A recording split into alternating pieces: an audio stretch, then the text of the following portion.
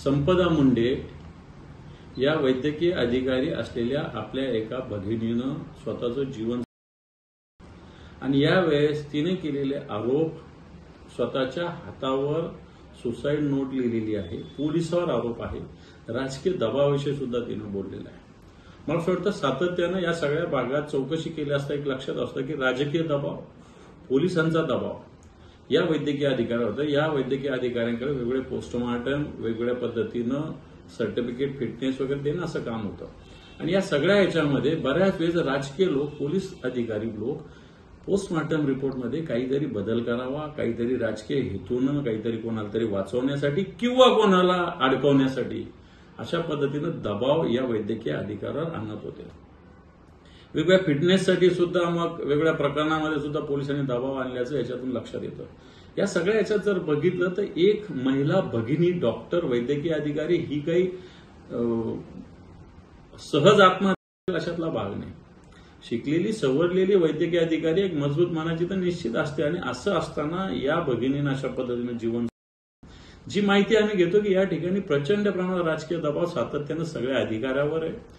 इथे सत्ताधारी पक्षाचे काही लोक आहेत, माजी खासदार आहेत, आमदार आहेत, कोण सचिन कांबळे नावाचे आमदार आहेत, ही सगळी मंडळी आणि सगळ्यात महत्वाचं एक अभिजित निंबाळकर नावाची व्यक्ती या ठिकाणी सगळ्या शासकीय कारभारामध्ये सातत्यानं हस्तक्षेप करत असते। वेगवेगळ्या विरोधी पक्षाच्या कार्यकर्त्यांना अडकवणं, स्वतःच्या पक्षाच्या कार्यकर्त्याला वाचवणं, अन्याय केल्यावरही त्याला मला असं वाटतं वाचवण्याचा प्रयत्न आणि ज्याच्याकडून खऱ्या अर्थानं या सगळ्याचा राजकीय वापर प्रशासनाचा करून घेतला जातो। आणि म्हणून या सगळ्या प्रकरणामध्ये मागच्या काळामध्ये एक महाडिक नावाचे पीआय या ठिकाणी होते। या महाडिकांकडे सुद्धा या भगिनीनं तक्रार केलेली होती जुलै महिन्यामध्ये। या सगळ्या त्रासाविषयी कल्पना दिली असताना सुद्धा या महाडिकांनी कोणत्याही प्रकारची दखल घेतली नाही। या वैद्यकीय अधिकाऱ्याचा अर्ज कचऱ्याच्या कुंडीत टाकला आणि म्हणून हे महाडिक आता माझ्या माहितीप्रमाणे डीवायएसपी झालेले, नंदुरबारला गेले, यांच्यावर सुद्धा कारवाई करा, यांना हातकड्या घातल्या पाहिजे अशा अधिकाऱ्यांना। सरकार भारतीय जनता पार्टीत असताना, गृहमंत्री देवेंद्रजी चालवत असताना अशा पद्धतीनं पोलीस दल अशा पद्धतीनं काम करत असेल आणि सत्ताधारी पक्षाचे लोक अशा पद्धतीनं, ही माहिती आहे की या ठिकाणी माजी खासदारांच्या पीएने सुद्धा या सगळ्याच्यामध्ये फोन केलेले आणि म्हणून हा जो जीव गेलेला आहे हा या व्यवस्थेने घेतलेला जीव आहे, प्रशासकीय व्यवस्थेने घेतलेला जीव आहे, पोलिसांनी घेतलेला जीव आहे आणि सत्ताधारी पक्षाच्या बरबटलेल्या राजकारणी घेतलेला जीव आहे।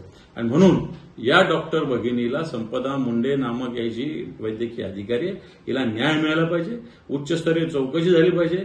अधिकारी कोणतेही या जिल्ह्यातले नसावेत, बाहेरच्या जिल्ह्यातले अधिकारी, महिला अधिकारी आणून या प्रकरणाची चौकशी व्हावी आणि संबंधिताला लटकावं अशा प्रकारची मागणी आम्ही करतो।